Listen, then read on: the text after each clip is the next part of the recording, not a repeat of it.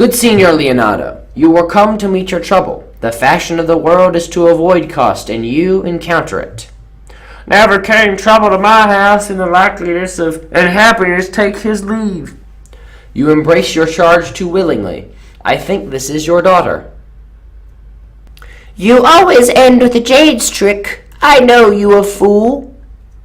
That is the sum of all, Leonardo. Signor Claudio and Signor Benedict, my dear friend Leonardo, hath invited you all. I tell him we shall stay here at least a month, and he heartily prays some occasion may detain us longer. Please, if your grace lead on. Your hand, Leonardo, we will go together. Isn't it come to this? Into a yoke. Look, Don Pedro is returned to seek you. What secret hath held you here, that you followed not Leonardo's? I would your grace constrain me to tell. I charge thee on thy alliance. You hear, Count Claudio, he is your daughter.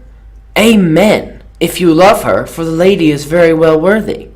You speak to fetch me in this, my lord. By my troth, I speak my thought. That I love her, I feel. That she is worthy, I know. That I neither feel how nor she could be loved, nor can I felt melt. I will die in it if at stake. Thou was ever abstain heteric, in the despite of her beauty. That woman conceived me, I thank her, that she brought up. I may go to the thinner, and live as a bachelor. I shall see thee, ere I die, look pale with love. With anger, with sickness, or with hunger, my lord, not with love. Well, as time shall try. In time the savage bull doth bear the yoke. The savage bull may, but ever the sensible. Here you may seem Benedict, the married man. In the meantime, good Signor Benedict, repair to Leonardo's. Commend me to tell him, and tell him I will not fail him at supper, for indeed he hath made great preparation.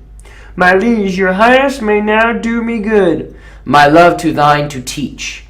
Teach it but how, and thou shalt see how apt it is to learn. Any hard lesson that may do thee good. Hath Leonardo any son, my lord?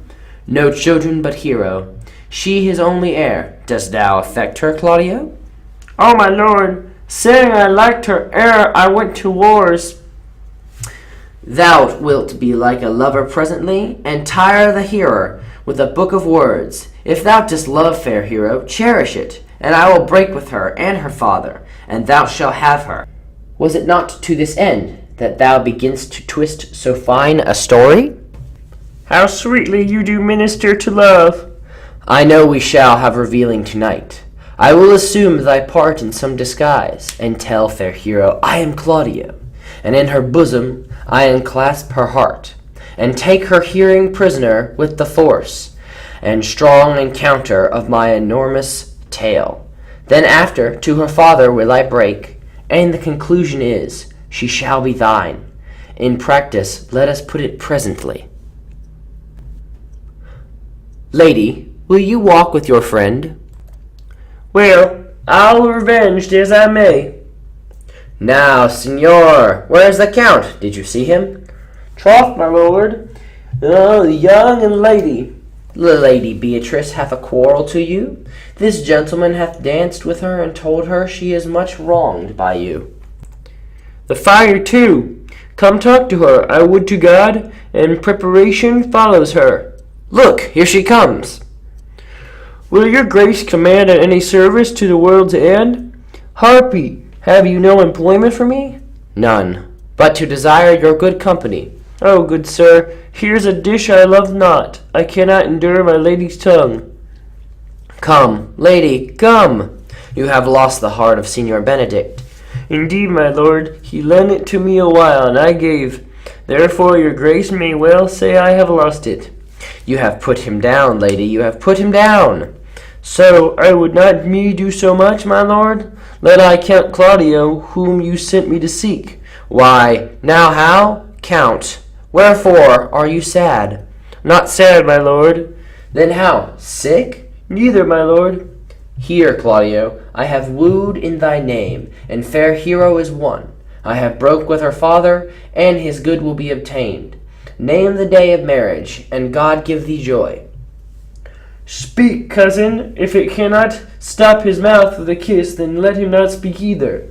In faith, lady, you have a merry heart. Good Lord, for alliance, thus goes everyone to the corner and cry hear ho for a husband. Lady Beatrice, I will get you one. I would rather have one of your father's gettings. Father got excellent husbands if a maid come by them. Will you have me, lady? Oh, my lord, unless I might have another, for is born to speak is mirth, all no matter. Our silence most offends me, and be merry, best comes you. For, out of question, you were born in a merry hour. I cry you, merry uncle, by your grace pardon. By my troth, a present spirited lady. There's little of melancholy element in her. My herself was laughing. She cannot endure to hear tell of a husband. Oh, by no means. She mocks all of her wooers out of suit. She were an excellent wife to Benedict. Oh, my lord, if there were a week married, they would talk themselves mad. Count Claudio, what mean you? To go to the church? Not till Monday, my dear son, which hence is just a thing answered on my mind. I warned thee, Claudio, the time shall not go dully by us. I will in turn undertake one of Herculeson's labor, which is to bring Signor Benedict and Lady Beatrice into a mountain of affection, the one with the other. And my lord? And you too, gentle hero.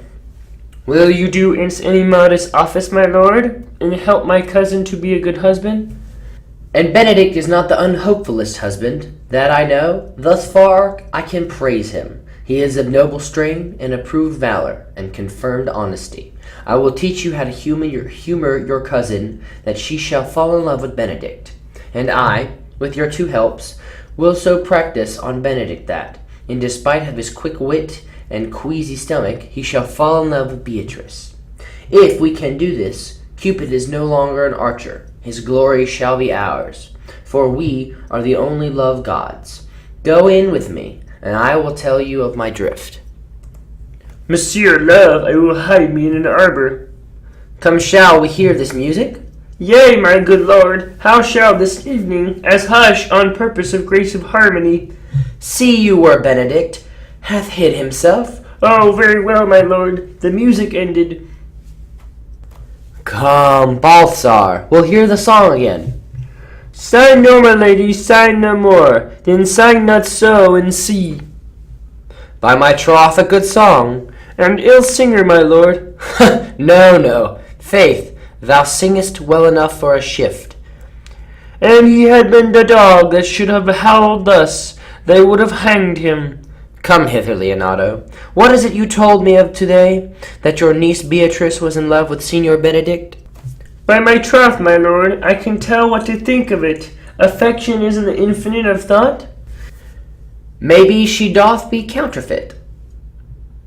Oh, good counterfeit. There was no counterfeit of discovers it. Why, what affects the passion of shows she? She did indeed. How?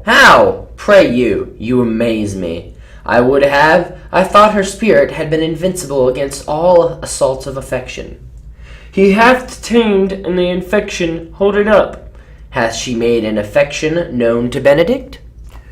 She doth indeed, my daughter says so, and that to herself it is very true. It were good that Benedict knew of it by some other, if she will not discover it. To what end? But would make her a sport of it, and torment the poor lady worse. She's an excellent, sweet lady, and, out of all suspicion, she is virtuous. And that she is exceedingly wise? In everything but in loving Benedict. Oh, my lord, wisdom and blood combating and so tender, cause, being her uncle and her guardian. I would she had bestowed this dotage on me. I would have dafted it all other respects, and made her half myself. I pray you, tell Benedict of it, and hear what he'll say. Hero surely thinks this will die, for she says she accustomed to crossness. She doth well. If she should make tender of her love, 'tis very possible he'll scorn her for the man, as you know all, hath a contemptible spirit. He is a very proper man. He hath indeed a good outward happiness. Before God and the mind very wise. He doth indeed show some sparks that are like wit. And I take him to be valiant. Well, I am sorry for your niece. Shall we go see Benedict and tell him of her love? Nay, that's impossible. She may wear her heart out first. Well, we will hear future of it by your daughter. Let it be cool the while. I love Benedict well, and I could wish he would most modestly examine himself to see how much he is unworthy so good a lady. If he do not doth upon her this, I will never trust my expectations. Let there be the same net spread for her, and that your daughter and the gentlewoman carry. The sport will be, when they hold one an opinion of another's dotage, and no such matter. That's the scene that I would see, which will be merely a dumb show. Let us send her to call him to dinner. I do but stay till your marriage be consummated, and then go I toward Aragon. I'll bring you hither, my lord, if you'll vouchsafe me. Nay, that would be as great a soil in the new gloss of your marriage as to show a child his new coat and forbid him to wear it. I hope he be in love. Hang him, Trent. There's no true drop of blood in him to be truly touched with love. If he be sad, he wants money. That's so much to say, as sweet youth in love. The greatest note of it is his melancholy. And when was he wont to wash his face? Yea, or to paint himself, for the which I hear what they say of him. Yet to this charm of toothache, old hobby horses must not hear. For my life to break with him, Beatrice. 'Tis even so, Hero and Margaret, have by this.